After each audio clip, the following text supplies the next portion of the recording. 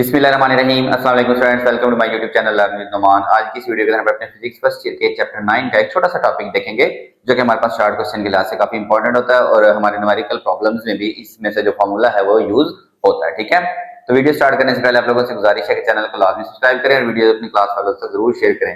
अच्छा, आज जो टॉपिक मैं आपको बताना भूल गया, टॉपिक हमने देखना वो है ओह्म्स लॉ। ठीक है, ये basically it is relation between current end voltage. ये करंट और वोल्टेज के दरमियान में एक रिलेशन दिया था, साइंटिस्ट का नाम था ओहम। ठीक है, ओहम ने ये रिलेशन दिया था। ओहम कहता था the current flowing through a conductor, flowing through a conductor. अब कंडक्टर क्या हो सकता है? वायर भी हो सकती है, कोई रॉड भी हो सकता है। Is directly proportional to, directly proportional to potential difference, potential difference applied across its ends, applied across its ends। इसके एंड पे हम जो करंट पोटेंशियल डिफरेंस अप्लाई करेंगे, देखें पोटेंशियल डिफरेंस का मतलब ये एक लेट्स सपोज कंडक्टर है, ठीक है। अब इसके एंड्स पे हमने पोटेंशियल डिफरेंस का मतलब बैटरी से कनेक्ट कर दिया इसको। आपको पता है बड़े वाले को हम पॉजिटिव लिखते हैं, छोटे वाले को हम नेगेटिव लिखते हैं। और करंट हमेशा कन्वेंशनल करंट क्या होता है, जो कहां से कहां फ्लो करता है, due to flow of positive charges होता है। और ये हमेशा हम हाइट इस पॉजिटिव से लेके ऐसे कन्वेंशनल करंट को ऐसे लेके जाते हैं, ठीक है। अब इसमें से ये कंडक्टर में से जो गुजरने वाला करंट है is directly proportional to potential difference applied across its ends. इसके एंड्स पे जो हमने पोटेंशियल डिफरेंस लगाया उसके क्या है, डायरेक्टली प्रोपोर्शनल है।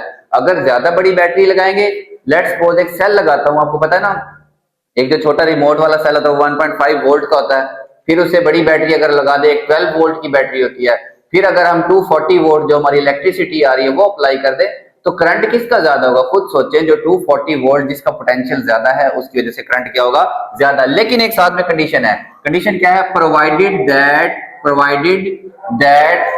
द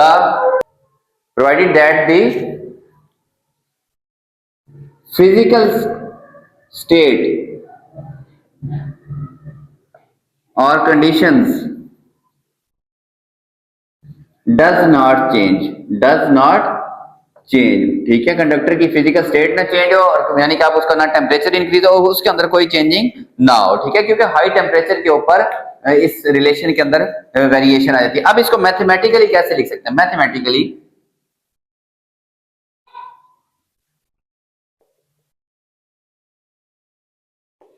हम लिखेंगे potential difference directly proportional to current. Current और पोटेंशियल क्या है? Direct relation. आप ऐसे भी लिख सकते हैं I directly proportional to V. हमने बात की ना current is directly proportional to potential difference, तो बात एक ही है। इसको आप जैसे मर्जी कान को पकड़ें, ठीक है। जब दो चीजों के दरमियान में डायरेक्ट रिलेशन हो, आप v directly proportional to i भी लिख सकते हैं और i directly proportional to v भी लिख सकते हैं, ठीक है। अब यहां से जब ये साइन खत्म करें तो कांस्टेंट लगता है जिसको हम कहते हैं r, ठीक है। r is proportionality constant, r is the proportionality constant, ठीक है। और इसको हम कहते हैं रेजिस्टेंस। क्या कहते हैं? उस कंडक्टर की resistance constant and is called resistance. इसको हम क्या कहते हैं? रेजिस्टेंस। अब हम स्टूडेंट्स रेजिस्टेंस को डिफाइन करेंगे। अगर ये टॉपिक आपके पास आता है, रेजिस्टेंस क्या होती है? देखें, मैं आपको रेजिस्ट कर रहा हूं, मतलब मैं आपको वो वाला काम नहीं करना दे रहा जो आप करना चाहते हैं, ठीक है। मैं आपको पढ़ने में रेजिस्ट कर रहा हूं, मैं आपको खाने में रेजिस्ट कर रहा हूं, मैं आपको खेलने में रेजिस्ट, किसी भी चीज में रेजिस्टेंस का मतलब रुकावट, ठीक है। तो कंडक्टर के अंदर रेजिस्टेंस क्या होती है कि वो करंट को गुजरने में कितनी रुकावट ऑफर करते हैं, ठीक है। Opposition offered by a conductor, एक कंडक्टर जो अपोजिशन ऑफर करेगा, रुकावट बनेगा to the flow of current, current के बहने में, ठीक है। कि करंट गुजरना चाहता है लेकिन कंडक्टर उसको कुछ ना कुछ रेजिस्टेंस ऑफर करेगा। Flow of current is called its resistance. वो क्या कहलाती है? उसकी रेजिस्टेंस कहलाती है, ठीक है स्टूडेंट। और इसका यूनिट होता है, its unit is ohm, its unit is ohm, ऐसे लिखते हैं ओमेगा से। ये साइन किसका है, ग्रीक लेटर है ओमेगा, ओहम इसको पढ़ते हैं, ठीक है। जो हमारा एक विटामिन भी होता है ओमेगा 3 ओमेगा, इसको हम इसी साइन से लिखते हैं, ठीक है।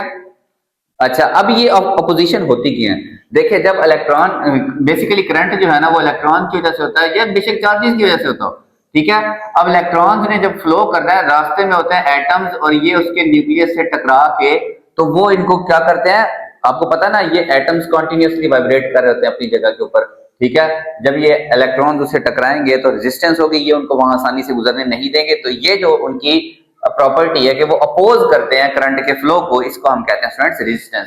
आपको समझ आई रेजिस्टेंस होती क्या है, ये आपके पास एक कंसेप्चुअल क्वेश्चन आ जाता है कि रेजिस्टेंस क्या होती है।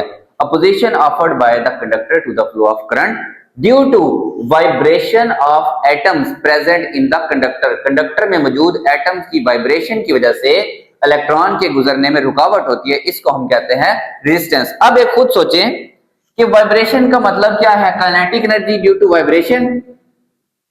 अब अगर एक कंडक्टर का टेम्परेचर हम बढ़ाएं, ये भी आपका एक वेरी इंपॉर्टेंट शॉर्ट क्वेश्चन इसमें से बनता है कि टेम्परेचर बढ़ाने से रेजिस्टेंस क्यों बढ़ती है। बिकॉज अगर हम टेम्परेचर बढ़ाएंगे तो उनकी वाइब्रेशनल काइनेटिक एनर्जी बढ़ेगी, वो ज्यादा स्पीड से वाइब्रेट करेंगे, ज्यादा वाइब्रेट करेंगे तो स्टूडेंट्स ज्यादा रेजिस्टेंस कॉज करेंगे। स्लो टेम्परेचर है, वो सिर्फ अपनी जगह पे रुका हुआ है, बस उसके उधर से गुजर जाएगा जैसे, लेकिन एक चीज ऐसे ऐसे लगातार ऐसे ऐसे वाइब्रेट कर रही है तो वो किसी इलेक्ट्रॉन को वहां से गुजरने इतनी आसानी से नहीं देगी, उसकी रेजिस्टेंस बढ़ जाएगी, ठीक है। तो ये इफेक्ट आपके पास आता है, आपने ये चीज लिखनी है कि temperature is directly proportional to vibrational kinetic energy, या vibrational kinetic energy is directly proportional to temperature. अगर हम कंडक्टर को हीट अप करें तो जैसे जैसे करंट गुजरता है ना, आपको पता तारे गर्म हो जाती हैं, हमारे कंडक्टर हीट अप होते हैं तो वाइब्रेशनल काइनेटिक एनर्जी बढ़ती है, रेजिस्टेंस बढ़ जाता है, तो वहां करंट कम हो जाता है, वोल्टेज भी हम कहते हैं ड्रॉप हो गया। जितनी हमारे घरों से दूर तार लंबी आ रही होती है खंबे से, तो क्योंकि वो रेजिस्टेंस ज्यादा होती जाती है, तारें हीटअप भी होती हैं, गर्मियों में तो पिघल के भी गिर जाती हैं, ठीक है। वो इसी वजह से होता है, रेजिस्टेंस इतनी ज्यादा बढ़ जाती है कि तारें हीटअप होकर वहां से पिघल जाती हैं, ठीक है। तो ये आपके पास थी रेजिस्टेंस। अब इसका हम स्टूडेंट्स यूनिट डिफाइन करते हैं। देखें आर को अगर हमने डिफाइन करना हो वी ओवर आई लिखेंगे, V is equal to I R है ना, V over I is equal to R, ठीक होगा स्टूडेंट्स। अब V क्या है, वोल्टेज, ठीक है। V क्या है, वोल्टेज, वोल्टेज अगर 1 वोल्ट हो, कितना हो, 1, रेजिस्टेंस विल बी 1 ओहम, जब वोल्टेज 1 वोल्ट और करंट कितना हो 1 एम्पेयर, करंट का यूनिट होता है एम्पेयर, ठीक है। उस वक्त जो रेजिस्टेंस होगी 1 ओहम होगी, तो हम इसको डिफाइन कर सकते हैं, resistance will be 1 ohm if a current of 1 ampere is flowing through a conductor when potential difference of 1 volt is applied. यहां पे मैं लिख देता हूं, resistance of a conductor will be 1 ohm if 1 ampere current is flowing,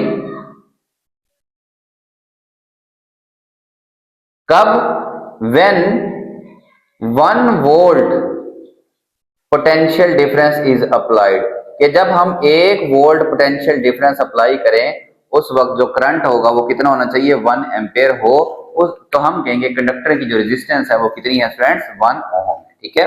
तो ये आपके पास ओम law था। हाँ, इसके अंदर एक चीज रह गई, ग्राफ, ठीक है, इसको मैं रेज करता हूं, ठीक है, कि अगर हम करंट और वोल्टेज, वोल्टेज इधर ले लें चाहे करंट इधर ले लें आप, ठीक है, जैसे जैसे आप वोल्टेज बढ़ाएंगे करंट भी बढ़ता रहेगा, या जैसे आप करंट बढ़ाएंगे तो आपका वोल्टेज बढ़ता रहेगा, ये एक स्ट्रेट लाइन आती है, ठीक है। तो V is equal to V directly proportional to I, V is equal to I R। तो जब तक ये स्ट्रेट लाइन है इसका मतलब है ओम लॉ फॉलो हो रहा है, जैसे ही अपने स्ट्रेट पाथ से फॉलो करेगी तो हम कहेंगे ओम लॉ फॉलो नहीं कर रहा। ये लो टेम्परेचर पे ये इसको फॉलो करते रहते हैं, जैसे टेम्परेचर एक खास हद से बढ़ता है तो ये ओम लॉ को ओबे नहीं करते कंडक्टर मोस्टली, ठीक है। तो जो डिवाइसेस, जो कंडक्टर्स ओम लॉ को फॉलो करते हैं स्टूडेंट्स, उनको हम ओमिक डिवाइसेस कहते हैं, और जो ओम लॉ को फॉलो नहीं करते उनको हम क्या कहते हैं, नॉन ओमिक डिवाइसेस कहते हैं, ठीक है स्टूडेंट्स। तो ये आपका छोटा सा टॉपिक था, होप्स आप लोगों को अच्छे से समझ आया होगा। तो चैनल आपने लाजमी सब्सक्राइब करना है, और वीडियोस को अपने क्लास वालों तक जरूर शेयर करें। अल्लाह हाफिज़ फ्रेंड्स।